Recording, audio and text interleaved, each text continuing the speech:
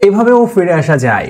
এটা সবাই আমাদের খুবই পছন্দের, হয়তো অনেকেরই পরিচিত চন্দ্রবিন্দুর গানটা, বাট সেটাকে বোধহয় এখন নতুন করে মোসাদ্দেক হোসেন সৈকত লিখলেন এভাবেই ফিরে আসতে হয়। এবং এক্স্যাক্টলি তাই আপনি ক্রিকেটে যখন আমরা 2.0 বলি বা যখন ফিরে আসার কথা বলি, যখন কারো পুনরুত্থানের কথা বলি বা সেকেন্ড ইনিংসের কথা বলি, সেটার একটা পারফেক্ট এক্সাম্পল হয়ে থাকলেন মোসাদ্দেক হোসেন সৈকত। তার পুরো ক্যারিয়ারে তিনি যেটা করতে পারেননি সেটা তিনি করলেন 4 বছর পর ন্যাশনাল জার্সিতে ফিরে ওয়ানডেতে সেই অসাধারণ একটা ইনিংস তিনি খেললেন।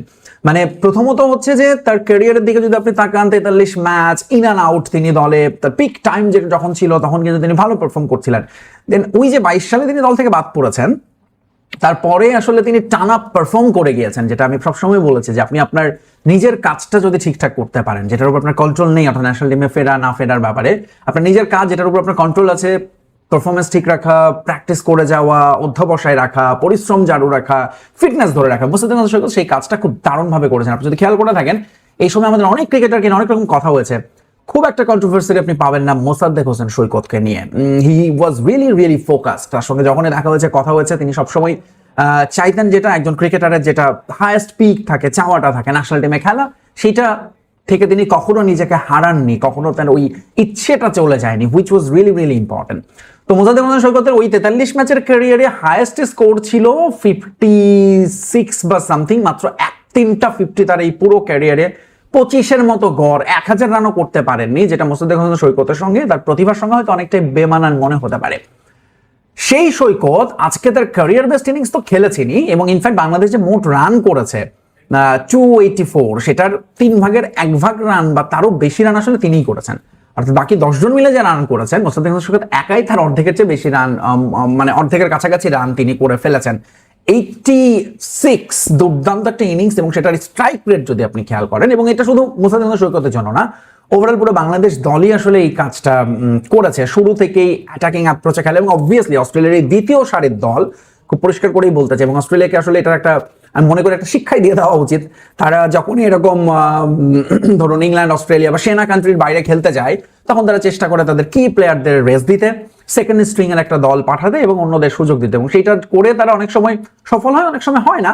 কিন্তু বাংলাদেশের মাটিতে এসে তাদের বাংলাদেশের কাছে খুব বাজেভাবেই আসলে আমার একটা শিক্ষা নিয়ে যাওয়া উচিত। বাংলাদেশ তখন পরিষ্কার ফেভারিট। যদি এই সিরিজে ট্রাভিস হেড এবং মিচেল মার্শও থাকতেন, তাহলে হয়তো বা একটু ব্যালেন্স টিম বলা যেত অস্ট্রেলিয়াকে। বাট বাংলাদেশ যে পরিষ্কার ফেভারিট, সেটা প্রমাণ মিলে গেছে এই একটা ইনিংসে। আপনি অস্ট্রেলিয়ার বাজে বোলিং এর চেয়েও বাজে ফিল্ডিং, মানে অস্ট্রেলিয়ার সঙ্গে এরকম ফিল্ডিং, মানে আপনি জার্সি দেখে বোধহয় বুঝতে হচ্ছে আচ্ছা এটা অস্ট্রেলিয়া, তারা এরকম ফিল্ডিং মিস করছে। এক সৈকতকেই তারা মনে হয় 4 বার জীবন দিয়েছে, শান্ত প্রত্যেকের সঙ্গে, এবং বাজে বোলিং তো ছিলই ওভারঅল। এবং ক্যাপ্টেনও আসলে খুব কনফিউজ ছিলেন, কি করবেন বুঝতে পারছিলেন না। সবকিছু মিলে সেটা সুযোগ, প্রপার সুযোগ, ঘরের মাঠে হোম টিম এবং পরিষ্কার ফেভারিট বাংলাদেশ এবং ফর্মে থাকা বাংলাদেশ সেই সুযোগটা নিয়েছে। বাংলাদেশ কতটা ফর্মে আছে এটা আমরা জানি, টানা 4টা সিরিজ তারা জিতেছে। এই সময় শ্রীলঙ্কা, পাকিস্তান, নিউজিল্যান্ডকে তারা হারিয়েছে, এবং অস্ট্রেলিয়ার এই দ্বিতীয় সারির দল এগেইন তাদেরকে আসলে বাংলাদেশের পরিষ্কারভাবেই হারানো উচিত, এবং সেই কাজটা বাংলাদেশ আজকে শুরু থেকে ওই মাইন্ড সেট আপটা নিয়েই নেমেছিল। আপনি যদি দেখেন শুরু থেকে, হ্যাঁ সাইফ ওয়াজ টেরিবল ওয়ান্স এগেইন, সাইফের আসলে একটা টাইম অফ নেওয়ার বোধহয় সময় চলে এসেছে, সময় ইজ দেয়ার। সো প্রবাবলি সাইফের জন্য আমার মনে হয় যে এখন আসলে খুব খুব কঠিন সময় অপেক্ষা করবে, প্রেশারটা তিনি আরো বেশি ফিল করতে পারছেন। তানজিদ তামিম ছিলেন তার মতোই, যদিও তারা দুজন ইনিংসটা লম্বা করতে পারতেন, তানজিদ তামিম এবং শান্ত, সেটা হয়নি। কিন্তু শেষ পর্যন্ত বাংলাদেশ যে 239 রান যখন হয়ে গেল 7 উইকেটে, এবং তাসকিন যখন মানে ক্রিজে আসলেন, তখনও পর্যন্ত মনে হচ্ছিল বাংলাদেশের জন্য আসলে এখন অল আউট হওয়ার সময় ব্যাপার একটু আন্ডার স্কোর থেকে যাবে। শেষ পর্যন্ত বাংলাদেশ এই লম্বা টোটাল যে পেয়েছে, এবং মিরপুরে বাংলাদেশের এটা আসলে একটা বিরাট বড় স্কোর ডেফিনেটলি। এবং একই সাথে অস্ট্রেলিয়া ধরুন পুরো পাকিস্তান সিরিজে যে রান করতে পারেনি বাংলাদেশের সঙ্গে, আজকে তাদের সেই রান চেস করতে হচ্ছে। সো শেষ দিকে এই পুরো ক্রেডিটটা হচ্ছে মোসাদ্দেক হোসেন সৈকতের, যদিও তিনি আসলে আমার মনে হয় যে এই ক্ষেত্রে একটা ক্রেডিট না দিলেই না, সেটা হচ্ছে তাসকিন আহমেদকে। কি অসাধারণ ব্যাটসম্যান তিনি হয়ে উঠছেন গত কয়েকটা সিরিজ ধরে। আপনি যদি খেয়াল করেন, তাসকিনের এই কন্ট্রিবিউশন গুলো কিন্তু ব্যাট হাতে খুবই ক্রুশাল হয়ে যাচ্ছে, প্রতি ম্যাচে তিনি রাখছেন, এবং তাকে রিলাই করছেন অন্য এন্ডের ব্যাটাররা, যেটা আজকে মোসাদ্দেক হোসেন সৈকতকে আমরা করতে দেখেছি।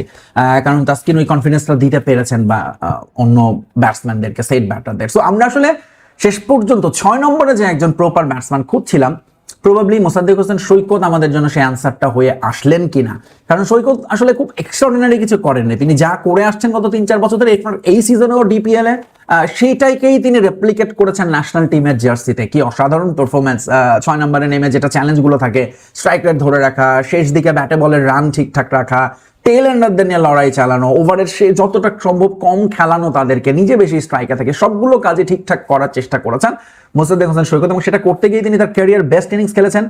4 বছর পর দলে ফিরলেন, 5 বছর পর তিনি আরেকটা 50-র দেখা পেলেন। একটু আফসোস লাগছে, যদি তিনি শেষ 5 ওভারে আরেকটু ক্যালকুলেটিভ হতেন তাহলে প্রবাবলি তিনি 100টাও পেয়ে যেতেন। কারণ যখন 45 ওভার শেষ হয় তার রান তখন 63, অর্থাৎ শেষ 5 ওভার তিনি যদি বেশিটা সময় ক্রিজে থাকতেন এবং বেশি বল খেলতেন, প্রবাবলি হয়তো বা এই 37 রান করা তার জন্য খুব ডিফিকাল্ট হতো না।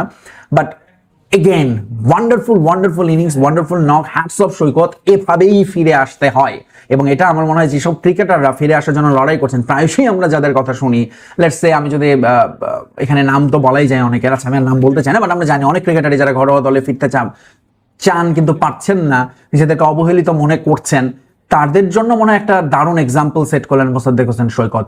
All the best. এটা একটা ম্যাচের ফ্লুক না হোক, সৈকত কন্টিনিউ থাকুক, চালু থাকুক। আপনি যে ঘরোয়া ক্রিকেটে যে পারফরমেন্স করেছেন সেটাই আসলে ন্যাশনাল টিমে আমরা চাই আপনার কাছ থেকে। That's it, bye bye.